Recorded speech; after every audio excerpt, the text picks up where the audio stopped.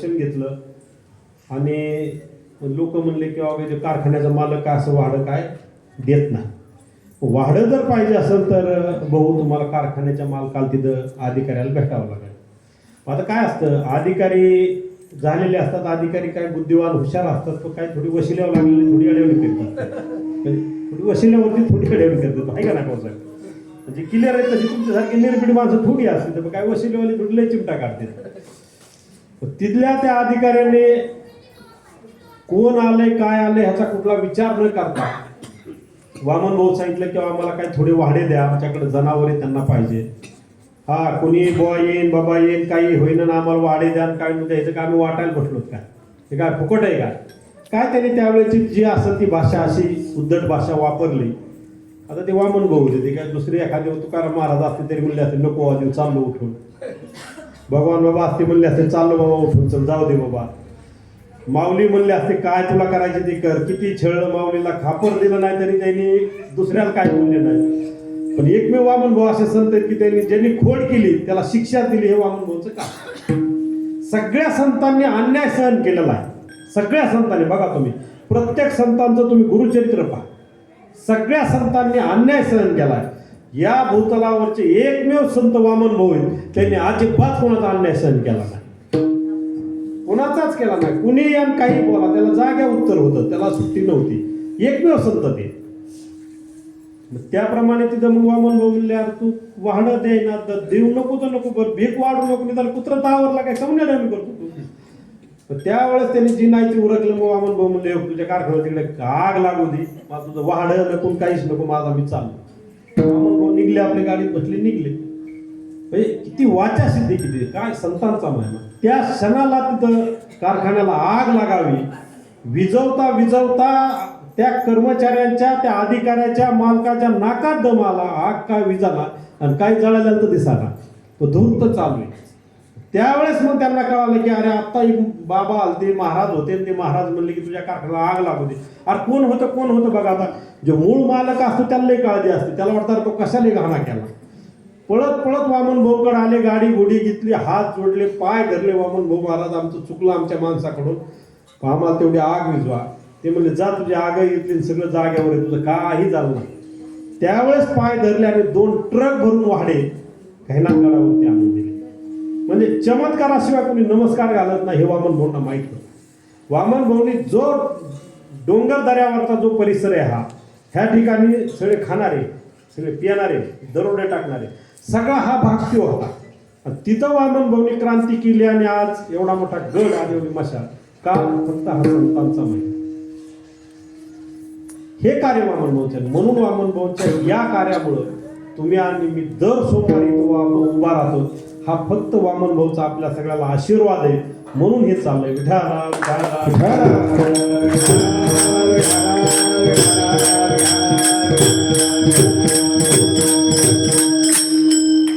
हा समाज सद्मार्गाला लागावा, या समाजाने व्यसन सोडावीत, या समाजाने चांगलं जीवन जगावं, ही संतांची तळमळ असते.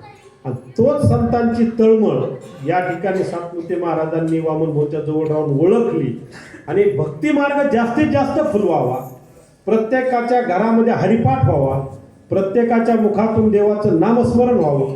म्हणून राऊत महाराज झालं, गाडे महाराज झालं, शिंदे महाराज झालं, आमचे गुण महाराज झालं, गाळेबाग महाराज झालं, ही सगळी मंडळी सतत कुठं कार्यक्रम असो सगळं सोडून लगेच हजर आहे. का? सुविचार आहे, काहीतरी समाजाचं करायचं. ज्ञानेश्वर माऊली सुद्धा एका ठिकाणी म्हणतात, चंद्र तेथे चंद्रिका, शंभू तेथे अंबिका, संत तेथे विवेका असणे केली. संतांशिवाय कुठंच तुम्हाला विवेक सुविचार दिसणार नाही. असं कुठं ज्ञानेश्वर माऊली म्हणले का महाराज? वकील तिथं विवेका, सरपंच तिथं विवेका, आमदार तिथं विवेका, आता झालेली निवडणूक नगरसेवक तिथं विवेका, नगराध्यक्ष तिथं विवेका, पंतप्रधान तिथं विवेका, अजिबात नाही. संत तेथे विवेका. फक्त संतांजवळच सुविचार आहे, दुसऱ्या कोणाजवळच नाही. आणि हा सुविचार आपण जर आपल्या मनामध्ये ठेवला आणि हा जर सुविचार जर प्रत्येकानं जर सांभाळला तर कुठल्याच घरात महाराज वाद विवाद काय होणार नाही. आणि हे पिशवी शिंदे महाराजाची 2 दिवस राहून नाही तर 4 दिवस विसरून राहू. कुणीच जर हात नाही लावला तर ते आपलं 2 दिवसांनी येते किंवा थोड्या वेळाच्या येते, माझी पिशवी सारखी इथून घेऊन जाते. पण शिंदे महाराज इथून हालतेत का नाही तर कवा नेऊन पुढं लपून ठेवू ह्याच्यासाठी सगळ्याची धावपळ चालू होती. आणि पुन्हा विचारायला आलं का ती पिशवी कुठे नाही आपल्याला नाव माहिती, मी तुमच्या आधी गेलतो, हे तिथंच बसलेला होता मग मी तुमच्या आधी गेलतो बरोबर गेलता.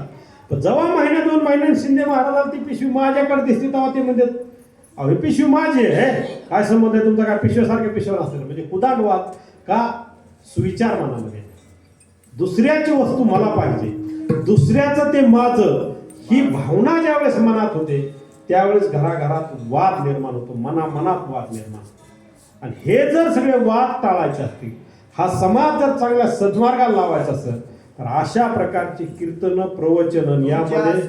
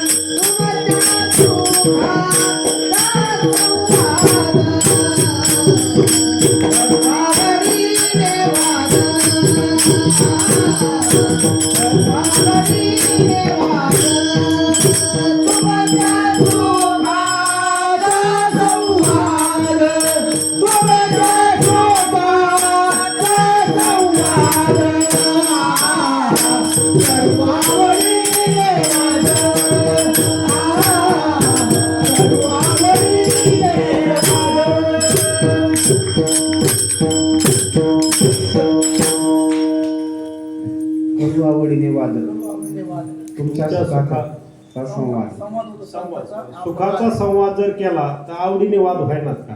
म्हणजे घरात जर दोन्ही माणसं असले, भावंड असले, पती पत्नी असले तर संवाद करीत करीत गोडीचा वाद व्हायना का असं तुमचं म्हणणं आहे का.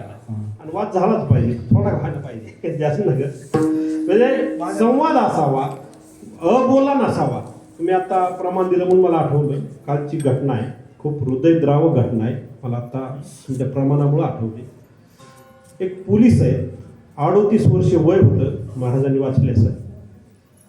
2 मुलं, एक पत्नी आहे, स्वतः पोलीस खात्यात आहे. पोलीस खात्याचं वाक्य सदरक्षणाय खलनिग्रहणाय, म्हणजे सज्जनाची रक्षा करायची, दुर्जनाचा संहार करायचा, हे त्यांचं ब्रीद वाक्य आहे. परंतु स्वतःच्या पत्नीच्या त्रासाला फक्त सुखे संवाद नव्हता. बायको किती तो ड्युटी करून येऊ, काही येऊ, त्याला कधी गोडच बोलली नाही, कधीच नाही, एक शब्द त्याला गोड बोलली नाही. आणि या तिच्या सततच्या वादामुळं, सासरवाडीच्या दबावामुळं, महेंद्र त्यांचं नाव आहे, मला आता नाव आठवना, परंतु त्या पोलिसांनी परवा आत्महत्या केली महाराज.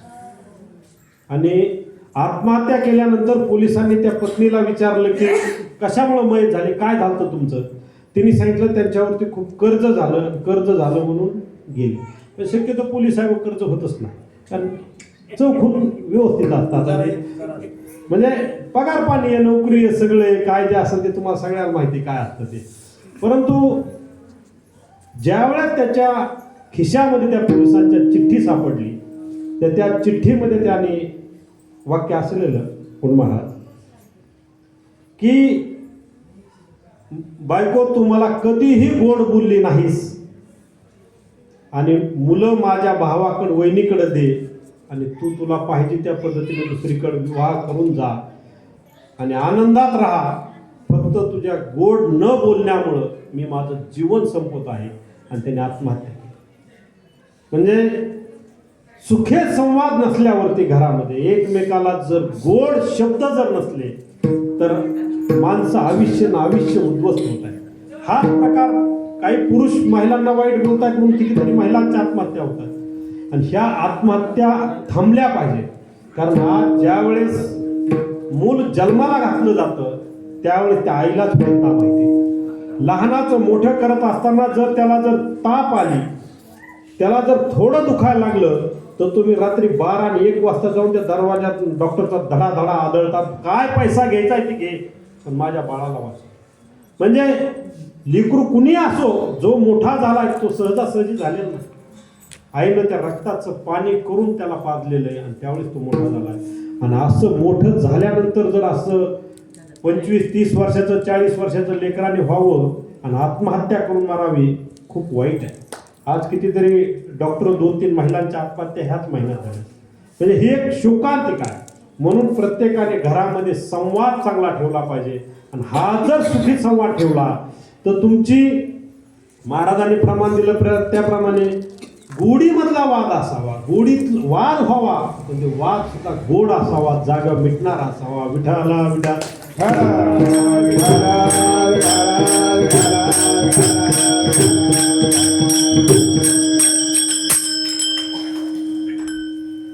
आपण समाजामध्ये पाहतो की खूप लोक स्वतःला दानशूर समजतात, खूप लोक स्वतःला मोठं समजतात. माझ्याकडे गाडी, माझ्याकडे बंगला आहे, माझ्याकडे असं आहे, माझ्याकडे तसं आहे. प्रत्येक जण असं जे आहे ते दाखवण्याचा प्रयत्न करतो, प्रत्येक जण करतो. आणि हे जे दाखवणं हे दाखवणं सगळं लटकं आहे. सगळं दाखवणं हे लटकं आहे. फक्त जगाला दाखवायसाठी आपण काही गोष्टी करतो, परंतु त्या शाश्वत काही खऱ्या अजिबात नसतात.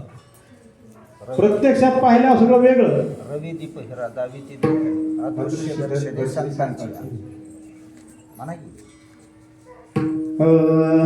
रवी दीप हिरा दावीची देखाने, रवी दीप हिरा दावीची देखाने, रवी दीप हिरा दावीची देखाने, रवी दीप हिरा दावीची देखाने, अदृश्य दर्शने संतांचिया,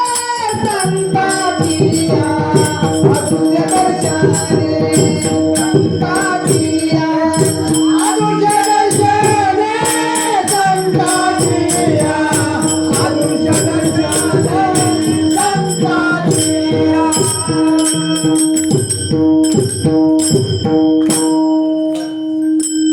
रवी दीप हिरा दावीची देखणी, अदृश्य दर्शनी संतांचिया. काय त्यांचा महिमा वर्णुमी पामर न कळे तो साक्षात ब्रह्मादिका. संतांचं वर्णन. संत असल्याशिवाय संतच येत नाही. महाराजांनी प्रमाण सांगितलं की जे काय देखणेपण आहे ते सगळं अदृश्य म्हणतात. बरोबर. म्हणजे जे दाखवायची गोष्ट आहे ती वेगळी आहे, खरी परिस्थिती ही सगळी वेगळीच आहे. वर जरी हिरा दिसत असला तरी तो काय खरा हिरा नाही.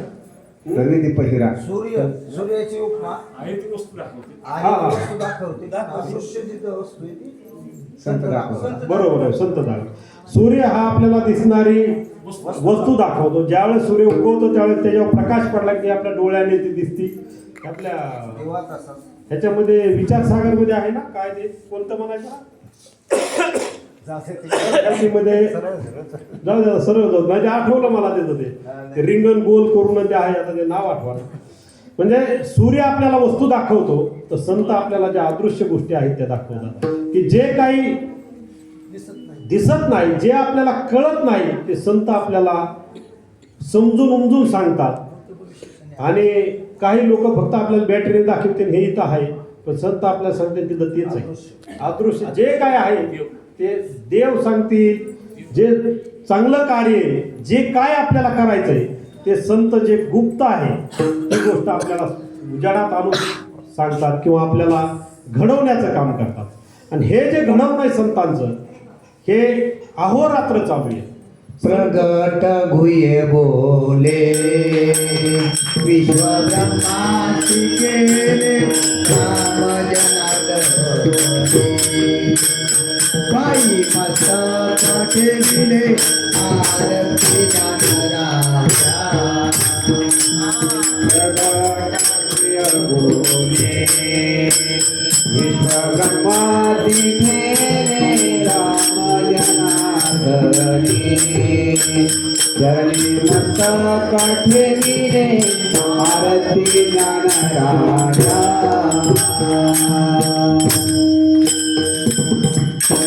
माऊलीच्या आरती सुद्धा तेच वर्णन आहे. म्हणजे आज आपण दाखवण्यासाठी वेगवेगळ्या प्रकारच्या गोष्टी करतो, परंतु सत्य परिस्थिती तशी नसते. की आज एखादा माणसाकडे करोडोनी रुपये आहेत, परंतु त्याला जर दान धर्म करायचा म्हणलं, काही जर त्याला म्हणलं की बाबा एखादं यजमानपद घ्या, आपल्या भाषेत बोलतो, एखादी गोष्ट तुम्ही घ्या तर ते कधीच तिकडं वळणार नाही. पण दुसरीकडे जर कुठं म्हणलं तर लाखोनी घालते, कितीनी घालते, परंतु चांगल्या कामासाठी माणसं कधी धावत नाही. आज आता जामखेडमध्ये एवढी लोकसंख्या आहे कितीतरी, सगळ्याला माहिती दर सोमवारी कीर्तन चालू, पण येणार किती मोजके. कारण श्रीकृष्णाने सुद्धा किती कोणाला सांगितली होती, एकट्या अर्जुनाला सांगितली होती, पण ती आज पूर्ण जगात आहे, घराघरात गीत आहे. का? कारण जे चांगलं आहे ते संतांनी आपल्याला दाखवलंय आणि संतांनी आपल्याला मार्ग दाखवलाय, मार्ग दावून गेले आहे. दयाने दिवसाने त्याप्रमाणे आपण सगळेजण मार्ग दाखवलाय संतांनी म्हणून हित आहे. आणि हा जो सगळा सोहळा आहे, ही सतत संत अहोरात्र मेहनत घेऊन संतांनी गावोगावी फिरून, त्यावेळेस आता तरी गाड्या गोड्यात महाराजांना कुठं जायचं म्हणलं गाडी चालू केली की निघलं. त्यावेळेस टांगा झोपावं लागायचा, पायी जावं लागायचं, रस्ते नव्हते, काही नव्हतं. आणि अशा खडतर मार्गाने काट्या कुट्याच्या रस्त्यांनी जाऊन हा सगळा समाज भक्ती मार्गाला फुलवण्याचं काम हे संतांनी केलं. म्हणून संत जे ते संतच आहे, बाकीचे जे सगळे ते सगळे वेगळे. म्हणून आपला तुकाराम महाराज सांगतात की कितीही गाई दूध देणार झाले, किती दूध देऊ द्या, कामधेनू होणार. कामधेनू जी आहे ती गाय पाहिजे ती इच्छा आपली पूर्ण करते. कामधेनू जवळ जी आपण इच्छा व्यक्त करू, जे मनात आणू, ती कामधेनू आपल्याला देते. परंतु ह्या जर्श्या गाई जर आणल्या तर बघा, जर्शीचं जर वासरू सोडलं, आपण सगळे शेतकऱ्यातले ते 2-4 गायाला आधी दुसऱ्याला ढुसणे हाणीतं, इकडं हाणतं तिकडं हाणतं, त्याला मेळ लागत नाही. परंतु गावरान गायचं जर वासरू आपण गायला सोडलं प्यायला, तर ते बरोबर त्याच तिच्या गायीजवळ, त्या आईजवळच जाणार, दुसरीकडे जाणार. आज बी आपण एखादा कार्यक्रम असला तर म्हणतो गावरान गायचं दूध आहे का, गावरान गायचं तूप आहे का, मिळत नाही. जर्सीचं म्हणल्यावर केंडाने मिळतंय. परित्याने राया कामधेनो, परित्याने राया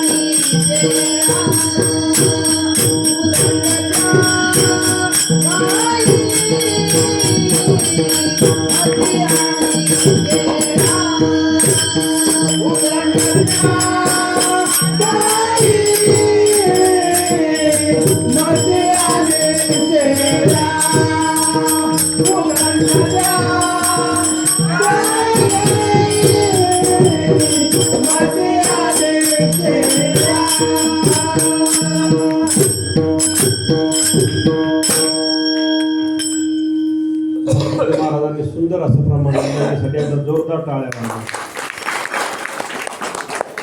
त्यांनी म्हशी गाई शेळ्याचं सुद्धा सांगितलं, म्हणजे आपल्याला अजून माहिती जास्त करून दिली. त्या दिवशी ऐकलं होतं मी, तुमच्यामुळेच मी आभार घेतलाय की म्हशी गाई आणि शेळ्या उदंड झाल्या, कितीही झाल्या तरी त्याचा काही उपयोग नाही. तसं कितीही महाराज झाले, आपल्यासारखे कितीही माळकरी झाले, किती बी आपले बुवा झाले, किती आता लय लोक बघितले आपण, महाराज लोक बरेच जण जेलमध्ये येतं, काय कुठं येतं, काय कुठं येतं, काहीचे बरेच पराक्रम येतं. महाराज लोक किती हो द्या, संत ते संत. छोटंसं उदाहरण सांगतो आणि पुढे जाऊ. संत वामन भाऊंचंच मी उदाहरण आपल्याला देतोय. कोरडगाव म्हणून पाथर्डी तालुक्यामध्ये एक गाव आहे. त्या गावामध्ये दर गावाने आपण एखादा बैल कठाळ्या म्हणून सोडतो. दर गावाने असा कठाळ्या बैल सोडलेला, नंदी बैल तो.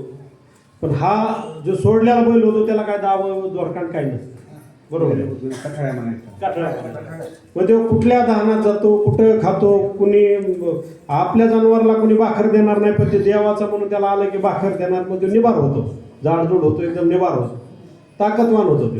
कारण नाव काय त्याचं, कठाळ्या.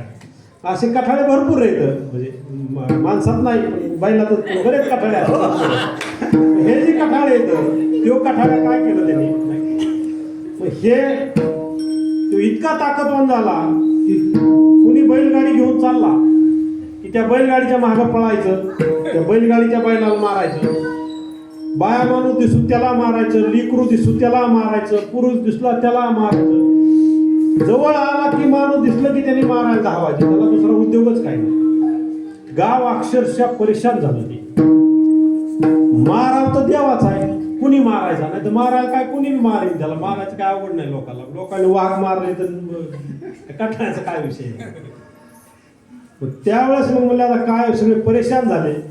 आणि एक वेळेस वामन भाऊ त्या मार्गाने आले, टांग्यात बसलेले वामन भाऊ आले. फक्त गावातून चालले होते, दुसरी कोण आल्यामुळं काय कार्यक्रम काही नव्हता. पण वामन भाऊ आले म्हणल्यावर लगेच लोक गोळा झाले जवळ. दर्शन घेतलं, पाणी दिलं, गोळ दिला. वामन भाऊ थांबा म्हणले, नाही म्हणजे मला गडावर जायचं, उशीर होईल. तर तुमचं बरं चाललंय म्हणले, तुमचं सगळ्यांचं बरं चाललंय ना. आता संत येते मायाने विचारणार, आपण एकमेकाला भेटलो तरी विचारतो काय बरं चाललंय का, कसं काय चाललंय, आपण विचारतो. वामन भाऊने बरं चाललंय का म्हटल्यावर एक जण पुढं आला आणि म्हणला, भाऊ सगळ्याचं बरं चाललंय पण गावात एक लईच अडचण मोठी. काय झालं आता मोठी अडचण म्हणतात. तेवढे वामन भाऊ, गावात कठाळ्या माणसाला मारतोय, बैलाला मारतोय, कोणाला मारतोय, त्यांनी आम्हाला सळो कपळू करून सोडले, काय करावं बाबा, त्याचा बंदोबस्त करा. आता ते संत आहे म्हणजे कुठं आहे तो, कुठं आहे ते म्हणून तो भाऊ टांग्यात बसलेले, टांगा काढायचा आहे म्हणजे हाय गावातच आहे. तेवढ्यात तो कठाळ्यावर समोरून आला. कठाळ्या समोरून आला की वामन भाऊ टांग्यातून खाली उतरले आणि समोरून कठाळ्या येतोय, वामन भाऊ इकडून चालले. सगळी लोक घाबरले, कारण ह्यांना माहिती किती मारतो ते. सगळे म्हणजे भाऊ तिकडे नका जाऊ, तुम्ही तो लय मार येतो भाऊ, तुम्ही बाजून व्हा, इकडे व्हा. घाबर तुम्ही कोणाला सांगितलं घरानं, तुम्ही तुमच्यातले घरानं सोडवलं का आतापर्यंत, नाही सोडलं. तुम्ही कोणाला सांगितलंय, मला कमून सांगितलं तुम्ही, मी काहीतरी करीन असे तुम्हाला आशय म्हणणं सांगितलंय ना, मला जाऊ द्या म्हणजे सारखा बाजूला. वामन भाऊ कठाळ्यात इकडून 2 पाऊल टाकतोय, वामन भाऊ इकडून 2 पाऊल टाकताय. जवळ आल्यानंतर वामन भाऊंनी वर हात केला. हात केल्यानंतर इतका मार का कठाळा, त्याने वामन भाऊंची बोटं चाटले आणि बोटं चाटल्यानंतर खाली मान घातली. वामन भाऊ म्हणले, आता तुम्हाला हे काहीच करणार नाही. आणि वामन भाऊंच्या टांग्या मागं तो कठाळ्या गायनाथ गडावरती आला. गायनाथ गडावरती 8-10 वर्ष लहान लेकरं त्याच्यावर खेळायचे. म्हणजे जे संत आहेत ते खरोखर संत असतात, ही सत्य घटना आहे सगळी. जे संत आहेत ते खरोखर संत असतात. हे आपण तेची संत, तेची संत, जात हे कविठाले, जात हे कविठाले, जात हे कविठाले. तेची संत, तेची संत, जात हे कविठाले, जात हे कविठाले, जात हे कविठाले. तेची संत, तेची संत, जात हे कविठाले, जात हे कविठाले, जात हे कविठाले. काही जाना दोना, नामस्मरण वाचोने, नामस्मरण वाचोने, नामस्मरण वाचोने.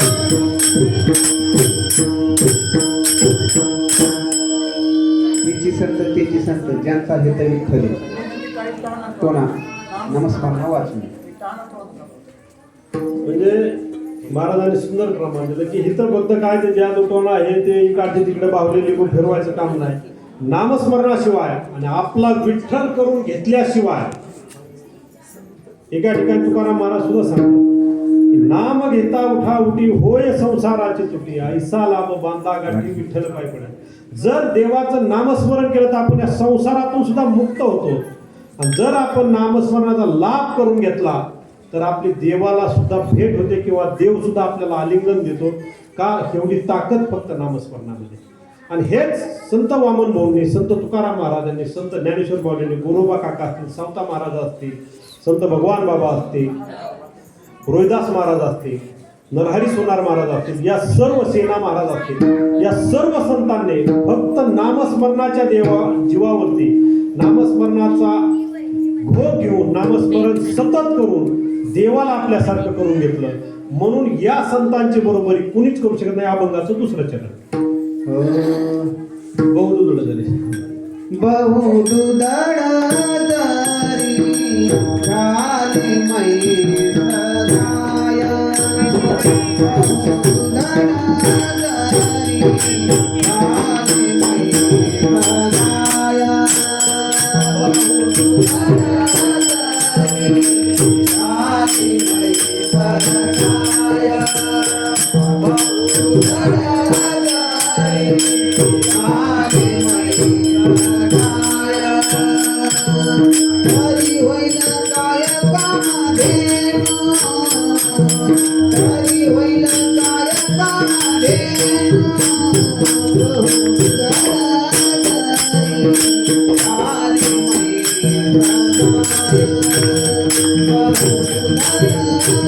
सदाय.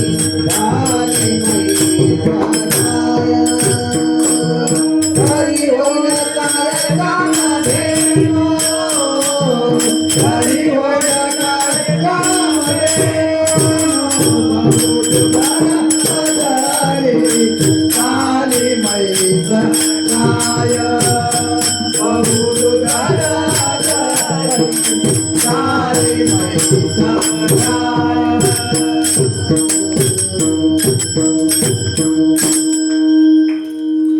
जे ओरिजिनल संत आहेत, म्हणजे जे खरोखर नामस्मरणाने ज्यांनी तप केलंय, ज्यांनी त्याग केलाय, ज्यांनी स्वतः आपला फक्त भगवंतच माझा आहे, विठ्ठलच माझा आहे हे मानलं, या गोष्टी आपल्याला बघायला सुद्धा खूप दुर्मिळ आहे. अशी माणसं पाहायला सुद्धा मिळणार. आता परत वामन होणं शक्य आहे का? छत्रपती शिवाजी महाराज आता होणं शक्य आहे का? होऊच शकत नाही. आणि हे जे नामस्मरण करायचे ह्याला काय कुठं डोंगरावर दरीत कुठं जायची काही गरज नाही. सावता महाराजांचं आपलं उदाहरण माहिती सगळ्यांना. कांदा मुळा भाजी अवघी मिठाई माझी. स्वतःच्या मळ्यामध्ये, झाडामध्ये, फुलांमध्ये त्यांनी स्वतः देवाला पाहिलं. आणि पांडुरंगाची एकमेव आपल्या महाराष्ट्रातल्या देशात असं की पंढरपूरची पांडुरंगाची पालखी आरणला येते. म्हणजे एवढं सामर्थ्य त्यांनी कमवलं. कशात जीवन गेले दिगंबर ईश्वर भूमी आई राजा किती जगमाली. आई राजा किती जगमाली. गेले दिगंबर ईश्वर भूमी आई राजा किती जगमाली. आई राजा किती जगमाली.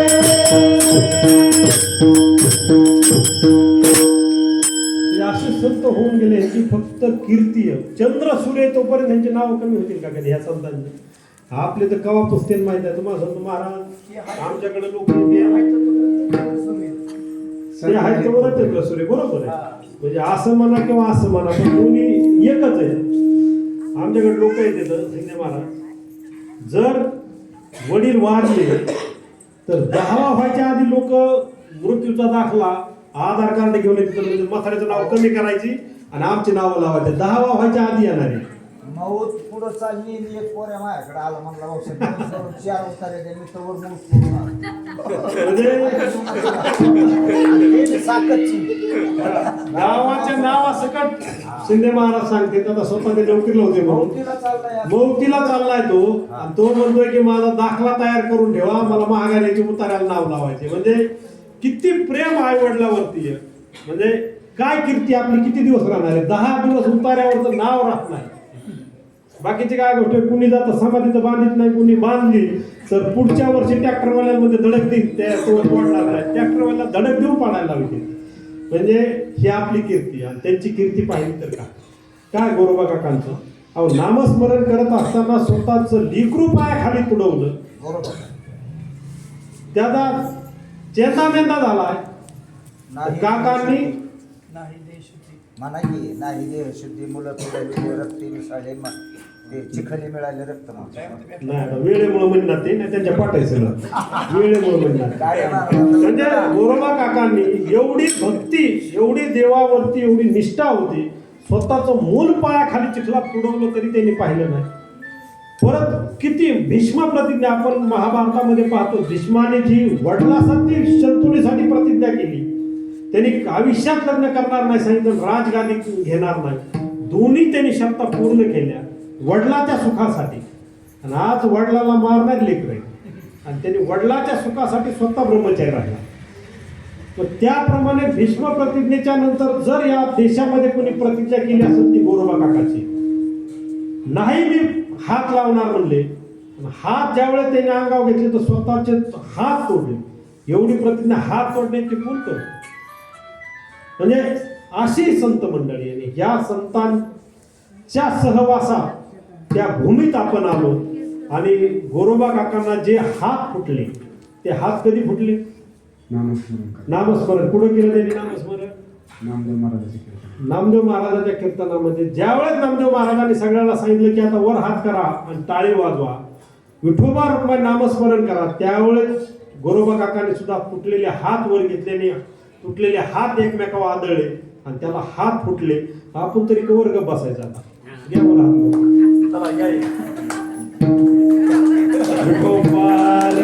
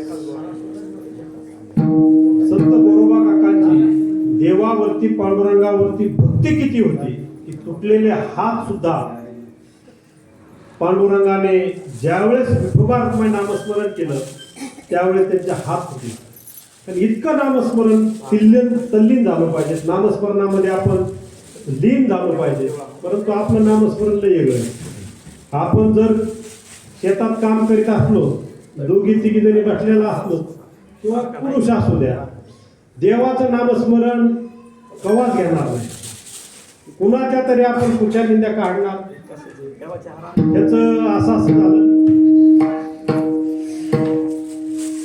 काय आत्मच घ्यायचं काय नाही ना का घ्या ना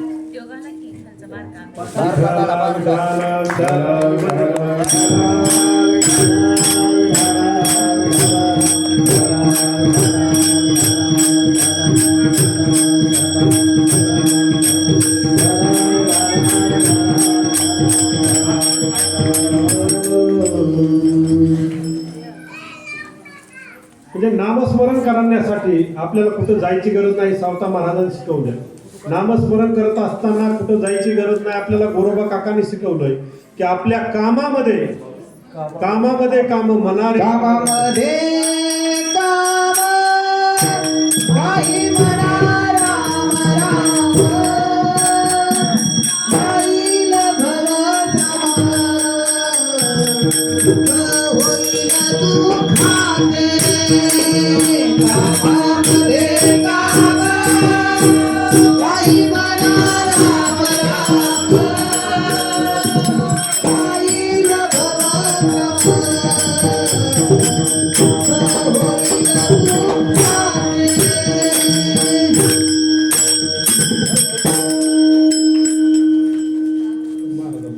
शिंदे महाराज लावून दे ना महाराज. म्हणजे कामामध्ये काम मना राम राम. काम करत असताना आपण शेतात काम करत असतो, तर शेतात काम करत असताना सुद्धा आपण देवाचं नामस्मरण घेतलं पाहिजे. संत वामन भाऊचं घेतलं पाहिजे, जटाशंकराचं घेतलं पाहिजे, पार्वतीचं नामस्मरण केलं पाहिजे, वामन भाऊचं केलं पाहिजे, पांडुरंगाचं करा, रुक्मिणीचं करा, तुम्ही कुठल्या तुळजापूरच्या आईचं करा, कुठल्याही देवाचं नामस्मरण करा. नामस्मरण करा हे साधू संत का सांगतात, तर आपण नामस्मरण न करता लोकांची निंदा जास्त करतो, लोकांची कुचानिंदा जास्त करतो. त्याचा कांदा सडला, त्याचं काय नुक झालं, त्याच्या पोरीचं असं झालं, त्याच्या पोराचंच असं झालं, त्याचं पोरगत नापास झालं, त्याचं पासच झालं. आणि माणसाची एवढी खोड आहे वाईट, दुसऱ्याचं दुःख ऐकायला मिळलं की आपल्याला आनंद वाटतो, दुसऱ्याचं दुःख ऐकायला मिळलं की आपला आनंद वाटतो. आणि म्हणूनच सतत आपल्या वाट्याला दुःख येतं. माणसाच्या वाट्याला दुःख यायचं कारणच एवढं आहे. मी खूप लोक बघितले महाराज, ज्यांनी दर गावात 4-5 लोक वाद लावणारे. मग दर गावातले आपल्या तालुक्यातला आखी पाठ आहेत नावं सुद्धा, पण इथं जर कोणाचे नावं लावलं वादाची बारीक कायला आपण नाव नाही घेणार कोणाचं. पण ज्या लोकांनी वाद लावले, ज्या लोकांनी दुसऱ्याला त्रास देण्यासाठी काम केलं, तुम्हाला सांगतो तीच लोक ज्यावेळी 5-10 वर्षांनी मी बघितले तर त्यांच्या तारका करून ती बेदार झाली. त्याच्याच घरात इतके वाद आहेत की त्याला निस्तारता नाकीनं वाद. कितीतरी लोक आहेत. आता मी स्वतः आष्टीला जातो, कारण आष्टीच्या वकिलांचा ठराव आहे की वकिलाच्या विरोधात वकिलांनी वाद घ्यायचा नाही. 4-5 वकिलाच्या घरचेच वाद आहे की मिटता 12-13 वर झालं मिटत नाही. म्हणजे ज्यावेळेस तुम्ही दुसऱ्या चुकीचा मार्ग सांगाल, दुसऱ्याचं दुःख तुम्हाला हसू येत असं, त्यावेळेसच आपल्या वाट्यात दुःख येतं. आणि हे संतांचं नाही. दुसऱ्याला जर दुःख झालं तर संतांना दुःख होतं. मग जगाच्या कल्याणात संतांच्या विभूती, देह कष्टविधी परोपकारी. म्हणजे दुसऱ्यासाठी देह जिजवणं हे चांगुलपणा आहे, हा विवेक आहे, ही सद्बुद्धी आहे. परंतु हे आपल्यासारख्या माणसांकडून घडत नाही. म्हणून आपण या 84 जे काही फेरे येतं सगळ्या किड्या मुग काय नो बाय नो आपला येडा बंद व्हायना आणि त्यांचा येडा सुरू व्हायना. त्यांना येडा नाही आणि आपलं येड कवा जायना. का घडतंय हे? किती वेळा जन्माया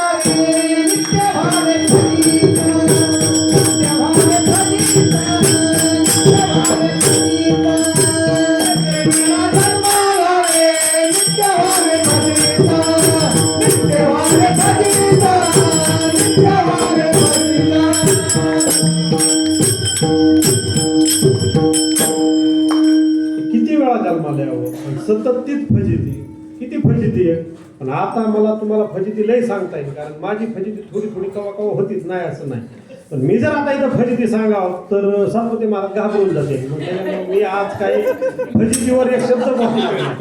कारण कसं आहे ते काय म्हणतात ना, नवीन मुसलमानाला रोजच मानाला मी फजितीवाद काय बोलणार नाही. खरं संसारासारखं सुख खरंच कशात नाही. महाराज तुम्हाला म्हणून म्हणत नाही की जर संसारात सुख नसतं तर तुकाराम महाराजांनी 2 लग्न केली असते का?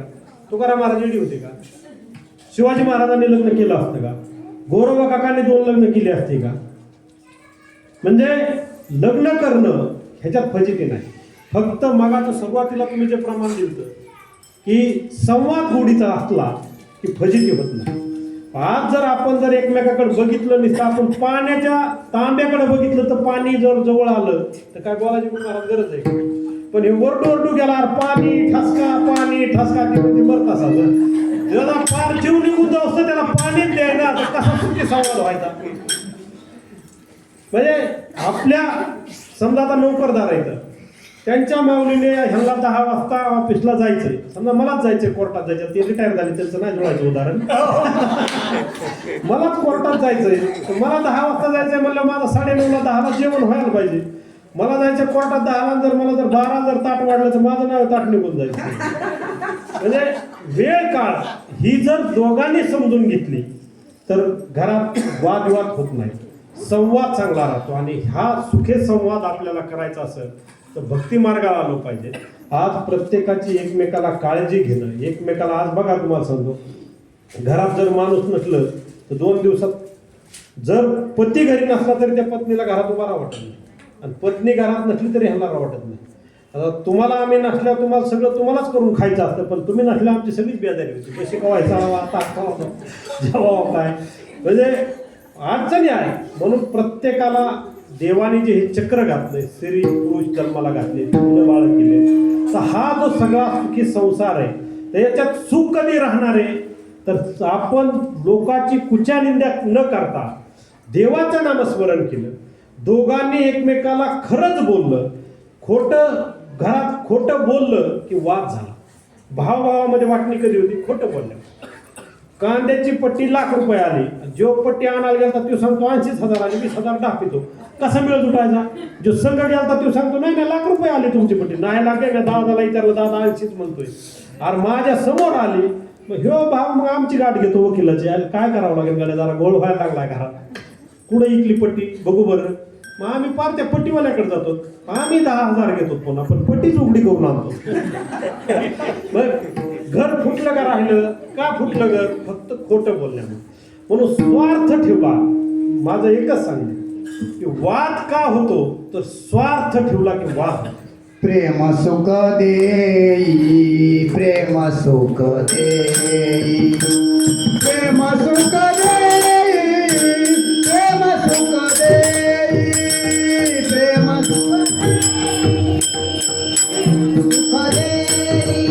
सुख देई, प्रेम सुख देई, प्रेम सुख देई, प्रेम विना नाही समाधान, प्रेम विना नाही समाधान, प्रेम सुख देई, प्रेम सुख देई, प्रेम सुख देई, प्रेम सुख देई.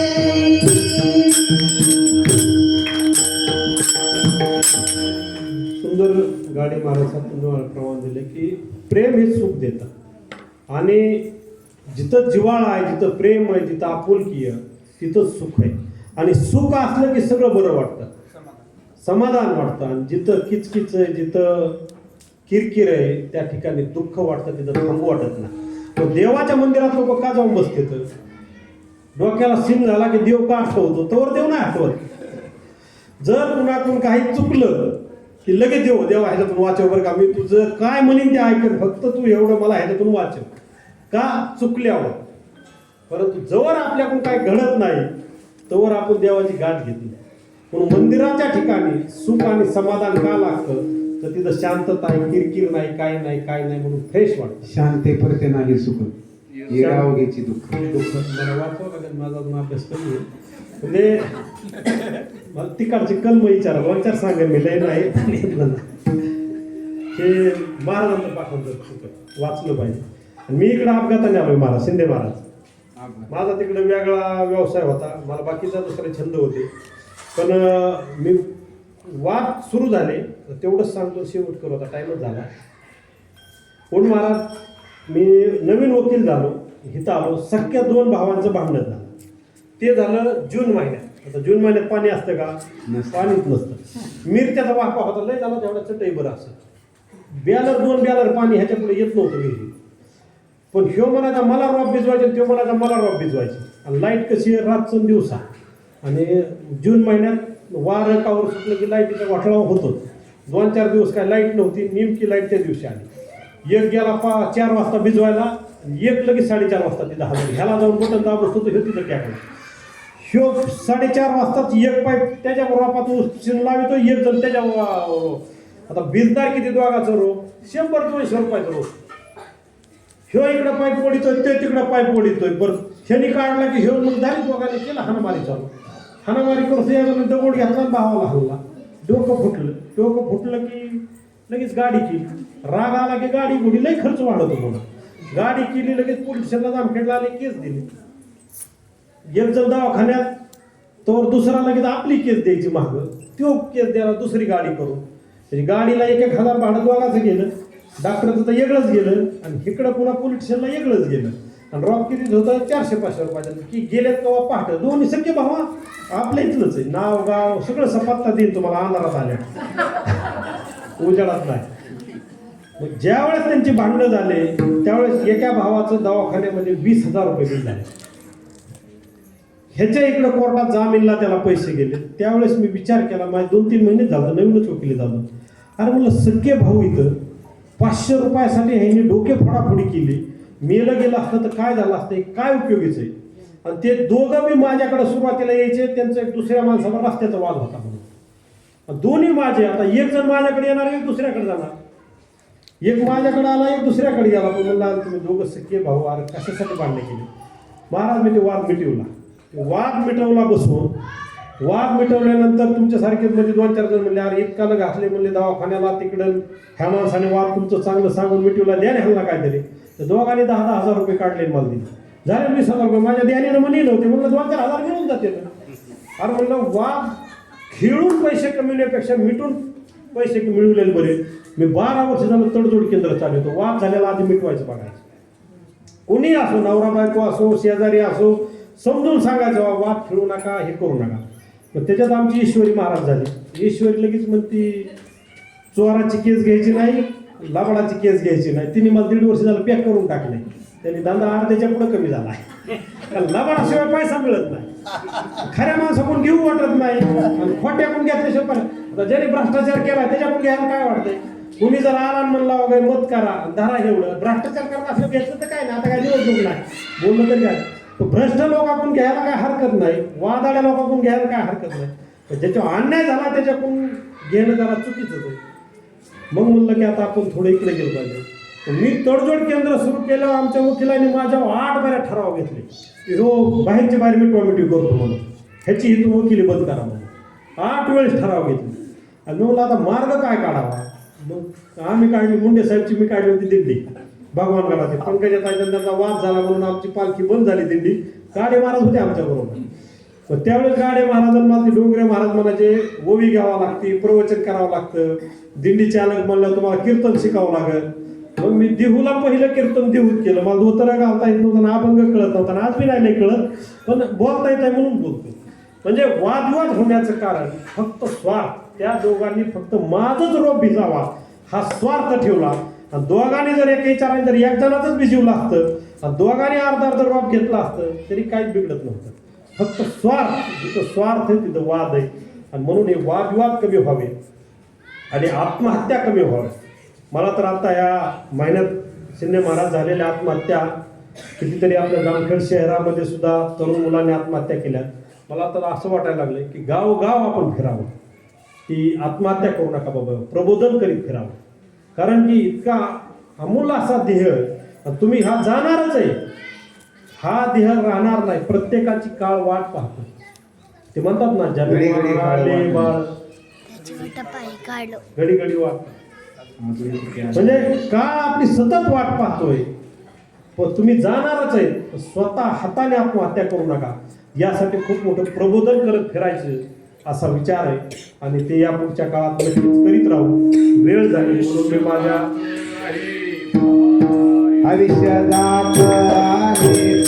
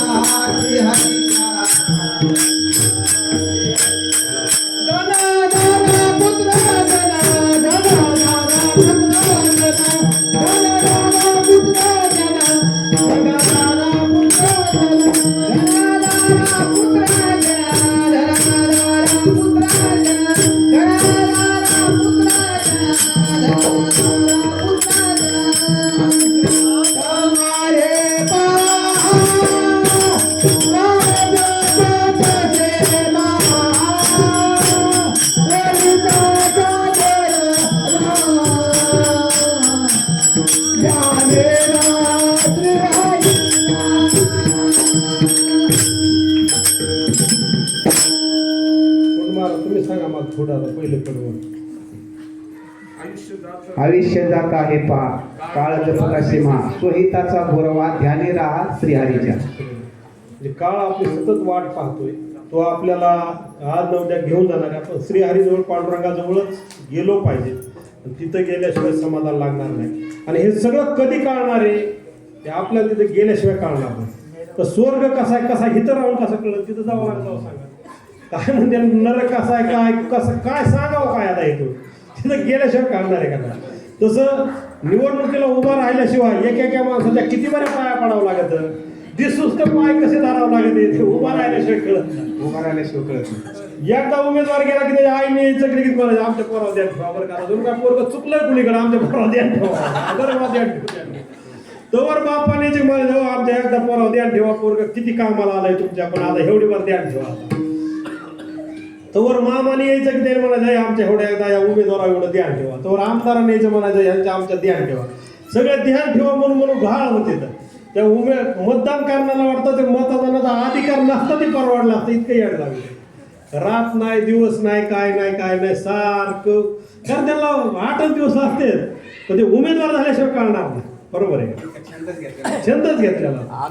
ज्या वेळेस आपण पक्वाज वाजवताना वगैरे किती कसरत आहे, काय बोल वाजवले पाहिजे, किती कष्ट आहे, हे गुण महाराजालाच माहिती. कीर्तन गुडघे दुखते, मांडी घालून इतके वेळ बसता येणार, तरी तुम्ही इतके वेळ बसला ते तुम्हालाच माहिती किती त्रास होते 2 तास. विनेकरी महाराजाला उभा कसं राहायचं, टाळकऱ्यांना कसं राहायचं, गाय नावाल्याला तर जास्त डबल टेन्शन असतं. टाळं वाजवायचं आणि प्रमाण आठवायचंय बी. पण प्रमाण सांगायला आमच्याकडून जशी कॉफी पुरवायची 10वी 12वीला, तर शिंदे महाराज आमची कॉफी पुरी होते, पण ते प्रश्न लिहिता आला पाहिजे. इथं स्क्वॉडच कॉफी पुरी होते असं गाणे महाराजांचं म्हणणं आहे. पण ते बी प्रश्न कळला पाहिजे.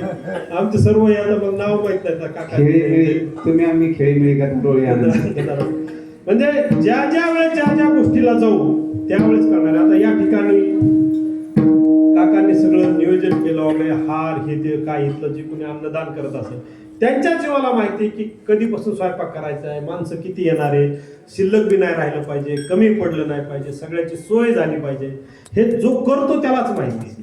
म्हणजे ज्या वेळेस आपण स्वतः तिथं एखादा कलेक्टर आहे त्या खुर्चीवर बसतो, हे करतो, जिल्ह्याचा कारभार कसा करायचा, ते वैभव कसं आहे, कलेक्टर झाल्याशिवाय करणार, खालच्याला काय करणार. आमदार खासदार झाल्याशिवाय कोणत्या कामात किती टक्केवारी मिळते, कुठं पैसा खायला मिळतो, कोणत्या रस्त्यात किती खायचे, हे आमदार खासदार झाल्याशिवाय कळणार नाही.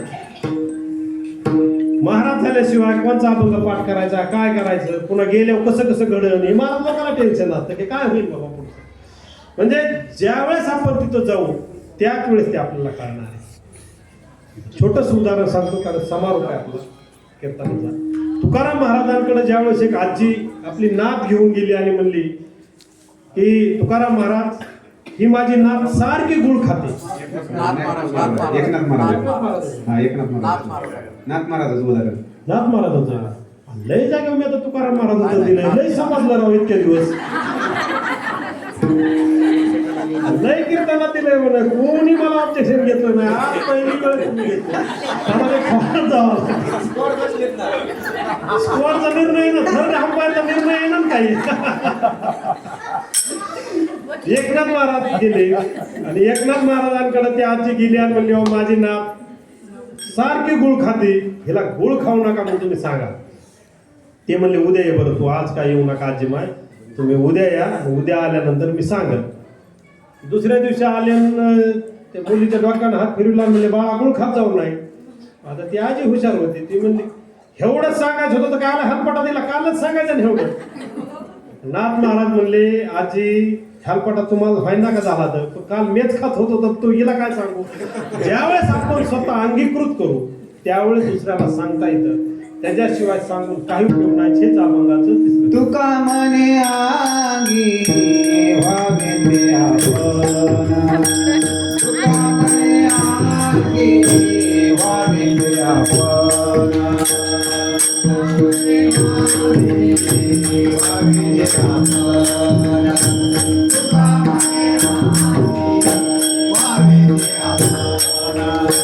तरी महिमान येईल कळो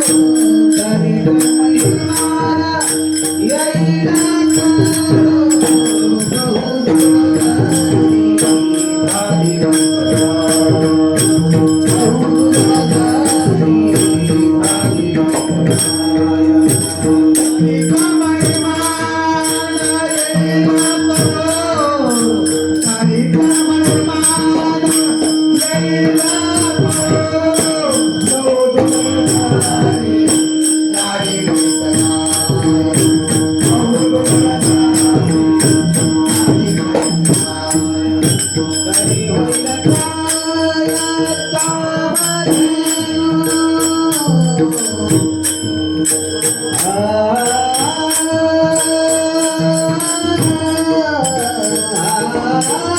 तरी होईल